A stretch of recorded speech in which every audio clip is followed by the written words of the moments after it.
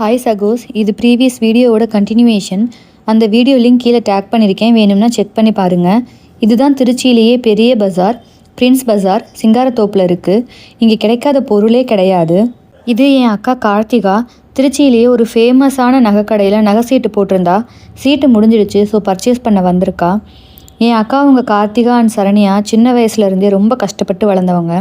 என் பெரியம்மா வினோதா சத்துணவு கூடத்தில் செகண்ட் லெவலில் சமையல் பண்ணுறவங்கள வேலை பார்த்து தான் குடும்பத்தை காப்பாற்றினாங்க. எங்கள் அக்காவுங்க 2 பேரும் சின்ன வயசுலேயே மில்லில் வேலைக்கு போய் கஷ்டப்பட்டு சம்பாதிச்சு காசு சேர்த்து தான் கல்யாணம் பண்ணாங்க. சின்ன வயசுல இருந்தே நிறைய வறுமையை சந்திச்சு இப்போ 2 பேரும் அவங்க ஓனாக சம்பாதிச்சு குழந்தைங்கள பார்த்துக்கிட்டு வாழ்ந்துட்டு இருக்காங்க. இப்போ கார்த்திகா நான் சொன்னதை கேட்டு நகை சீட்டு போட்டு இப்போ நகை எடுக்கிறா. பின்னாடி நின்று ஃபோன் பேசிட்டு இருக்கா பாருங்க, எப்போ பாரு ஃபோனு. ஹலோ ஹலோ, சீ வெயிடி போன கீழே.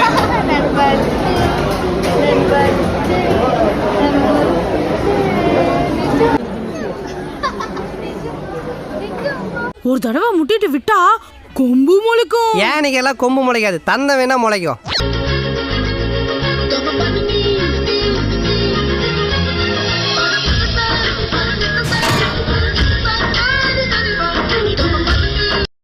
எங்கள் பெரியம்மா அவங்க போட்டிருந்த சீட்டுக்கு 3 கிராமில் ஒரு தோடு எடுத்தாங்க. இந்த கடையே அப்படியே கடல் மாதிரி இருந்துச்சு. இல்லாத டிசைனே இல்லை. பார்க்க எல்லாமே ஆசையாக இருந்துச்சு. குட்டீஸை மேய்க்கவே முடியல, அலும்பு பண்ணிட்டு இருந்தாளுங்க அங்கிட்டும் இங்கிட்டும் ஓடிக்கிட்டு. பெரியம்மாவுக்கு தோடு செலக்ட் பண்ணி பில் போட்டாச்சு. நெக்ஸ்ட்டு அக்கா சிம்பிளாக ஒரு 6 கிராமில் ஒரு க்யூட்டான செயின் எடுத்துட்டா அவளும். இந்த யூடியூப் சேனலை புதுசாக ஸ்டார்ட் பண்ணியிருக்கேன், எல்லோரும் ஷேர் பண்ணுங்கள், சப்ஸ்கிரைப் பண்ணுங்கள், சப்போர்ட் பண்ணுங்கள். செயினை வாங்கி அங்கேயே போட்டுக்கிட்டு கிளம்பிட்டோம். திருச்சியிலேயே ஃபேமஸ்ஸு மைக்கேல்ஸ் ஐஸ்கிரீம். அதை விட முடியுமா? எங்கள் அக்காவே எப்போவாவது ஒரு தடவை தான் ஊர்லேருந்து வர்றா. ஸோ எல்லோரும் போய் நல்லா சாப்பிட்டு என்ஜாய் பண்ணோம். என்னோடய ஃபேவரட் எப்போதுமே வெண்ணிலா தான். ரொம்ப நாள் கழித்து டவுன் பஸ்ஸில் ட்ராவல் பண்ணுறேன்.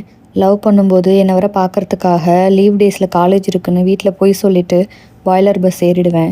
கிட்ட போக போக அவரை பார்க்க போகிறோன்னு வயிற்றுக்குள்ளே பட்டாம்பூச்சியாக பறக்கும். அதெல்லாம் ஒரு காணும் காலங்கள், ஒரே நாஸ்டாலஜிக் ஃபீலிங்.